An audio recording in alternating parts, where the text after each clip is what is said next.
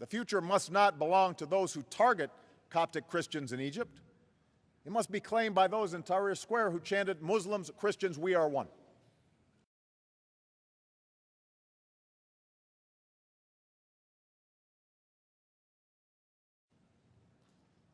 The future must not belong to those who slander the Prophet of Islam.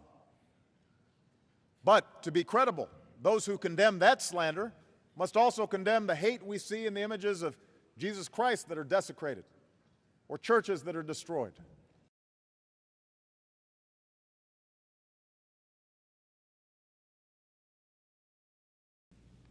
Because, as you know, there's been conflict with respect to Coptic Christians.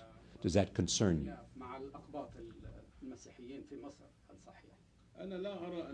I don't see that there is a conflict between the Egyptians based on faith.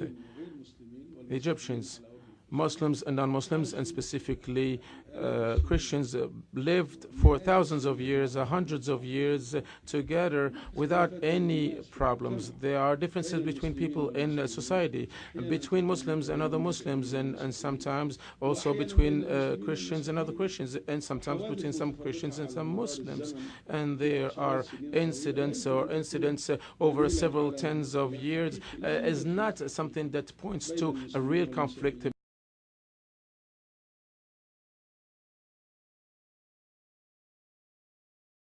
There is no main difference or conflict between the Muslims and Christians in Egypt. All Egyptians are equal in front of the law. And this is what is happening right now, and what I believe a personal responsibility for me as the president.